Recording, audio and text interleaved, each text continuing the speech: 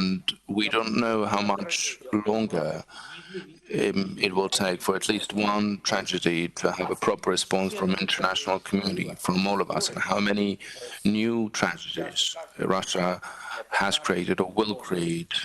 So the unpunished evil comes back, and I would say unpunished evil comes back with inspiration, with the feeling of almightiness.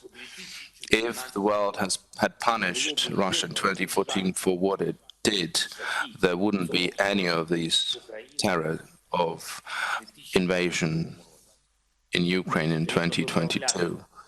We have to correct such horrible mistakes and correct them now.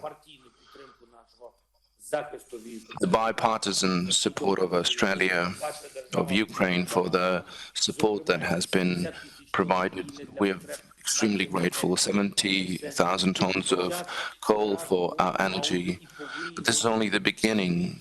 Together, we can and should do more. We need new sanctions against Russia, powerful sanctions, until they stop blackmailing other countries with their nuclear missiles, and they have to pay the highest price for blocking the sea. No Russian vessel should be allowed in other international ports. Buying their oil means paying for the destruction of the global security. We have to stop any business activity of Russia. Any dollar should be spent for the destruction of the people. No single dollar for the destruction of the global security. And we have to stop any intention of Russia to bypass the sanctions. So what kind of sanctions are those? If you can bypass by using simple, uncanny schemes, but most of all, we have to keep those who are fighting against this evil armed, for the evil to be looking for peace. And this has to be decided on the battlefield. For example, you have very good armed personal vehicles, Bushmaster, that could help Ukraine substantially, and other pieces of equipment that could strengthen our position in terms of armament. If you would have an opportunity to share this with us, we would be very grateful. In Ukraine, they will do much more for our common freedom, our common security, than staying parked on your land. So Ukrainian people have demonstrated to the whole world of how much we appreciate the freedom and how committed are we to the protection thereof. Our heroes are fighting against the army, which is considered one of the strongest in the world. But all our people, without exception, already are thinking about the future, about how we are going to live after the war, about restoring our country, our Black Sea region. And we invite prominent countries of the world, leading companies and the best experts to join the project of restoration of Ukraine, to take the city or the sector under your auspices that would require restoration.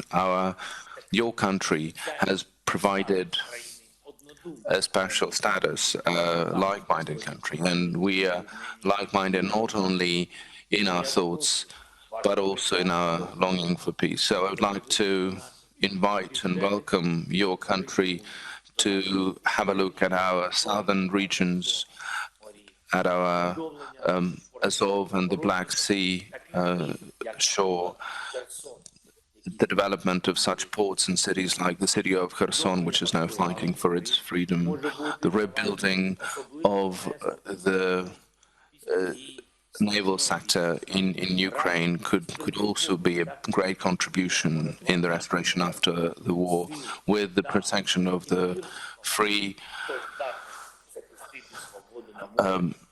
naval trading would be a big contribution, because those who can protect freedom in the sea can protect it in the world. And I'm sure, and I believe that you can do it, and I'm sure that our Ukrainian community will join this common work of ours, and that it will support us as strong as they have done it in the past.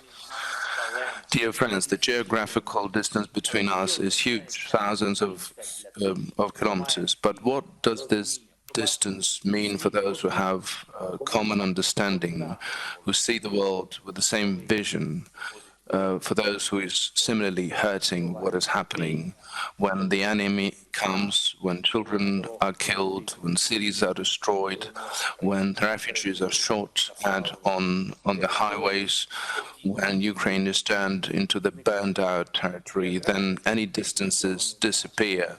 Geography doesn't matter then. What matters is humanity and the dream of bringing back the peaceful life, the dream that we will implement indeed together. Thank you, Australia. Slava Ukraini.